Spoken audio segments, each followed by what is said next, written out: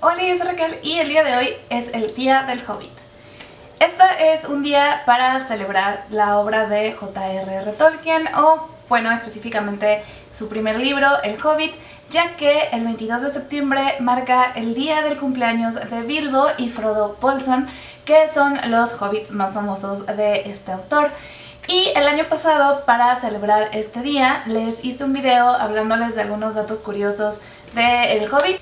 Y hoy les voy a platicar de otros datos curiosos, pero ahora no solamente del Hobbit, sino también del Señor de los Anillos. Son algunos datos curiosos que faltaron de compartir en aquella ocasión. Si quieren ir a ver el video, se los voy a dejar tanto acá en la i como allá abajito en la cajita de descripción. Primero de ellos, el primer dato curioso es que mis lentes están súper sucios y no puedo ver nada. Ya. Quedan igual. Anyways. Gollum, antes de aparecer en el Hobbit, ya existía y se llamaba Glib. Y es que Tolkien, 2 años antes de escribir su primera novela, escribió un poema en el que describe un ser muy similar a Gollum, únicamente que lo nombra Glib. Casi todos los nombres de los enanos de El Hobbit están inspirados en el Voluspa, que es uno de los poemas de la mitología nórdica que estaban reunidos en las Edas poéticas. Se nombran los nombres de Durin, Dwalin, Nain, Dain, Bifur, Bofur, Bombur, Nori, Thrain, Thorin, Thror, Fili, Kili, Funding, Gloin, Dori, Nori y Ori. Y los únicos 2 nombres de enanos que no aparecen en el Voluspa son Oin y Balin. Lo curioso es que no solamente están tomados de este poema, sino que además incluso aparecen en el mismo orden en el que se presentan en el libro del Hobbit. Se sabe que Tolkien era un obsesionado del lenguaje, es una de las cosas que más me encanta de él.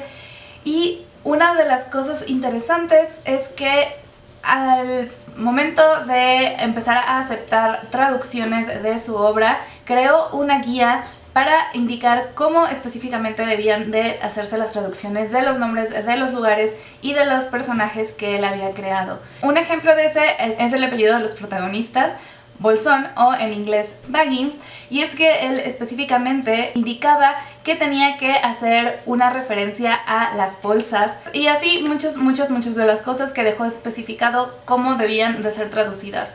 Es por ello que existen tan buenas traducciones de la terminología que él creó y de los nombres, porque él era muy cuidadoso hasta ese punto de hacer esta guía. Una de las cosas que todo el mundo piensa cuando se habla del Señor de los Anillos son estas extensísimas caminatas y recorridos que realizan los personajes en pos de sus misiones, tanto en el Hobbit y también pues en el Señor de los Anillos. Y el dato curioso es que específicamente el recorrido que realizan Bilbo y los enanos en el Hobbit está muy inspirado en una experiencia del mismo Tolkien.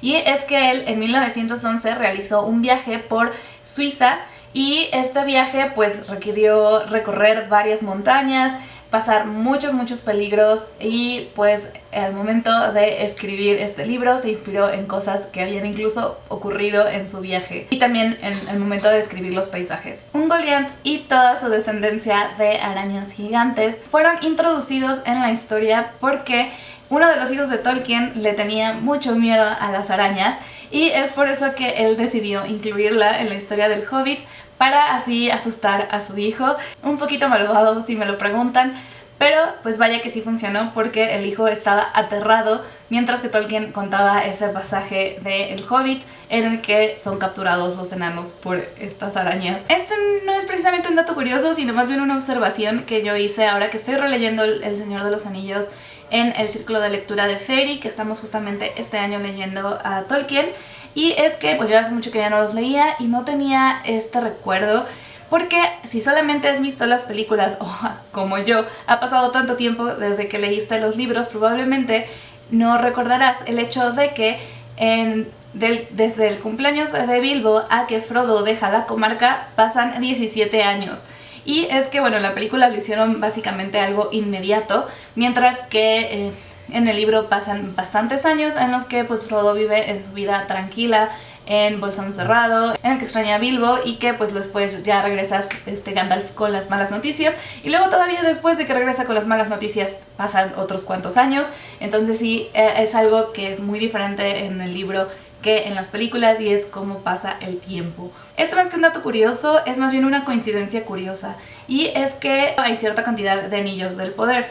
Son 3 anillos para los elfos, 7 anillos para los enanos, 9 anillos para los humanos y el anillo único. Y si ves al revés esta cantidad, 1, 9, 7, 3, da el año en el que Tolkien falleció. Es una coincidencia, pero es una coincidencia muy curiosa. Los Beatles querían hacer una adaptación cinematográfica de El Señor de los Anillos, pero Tolkien se negó. En esta adaptación que querían hacer los Beatles, John Lennon habría sido Gollum, Paul McCartney habría sido Frodo, George Harrison Gandalf y Ringo Starr sería Sam. Sin embargo, en ese entonces Tolkien todavía estaba vivo y se negó rotundamente a que se hiciera esta adaptación, que haberse hecho hubiera sido dirigida por Stanley Kubrick. Y ya que estamos hablando de adaptaciones, algo que Tolkien dejó súper claro en su testamento respecto a cómo quería que se hicieran cosas respecto a su obra es que jamás, jamás, jamás debería de haber una adaptación o algo relacionado con Disney. Pues, aborrecía las creaciones de esta compañía.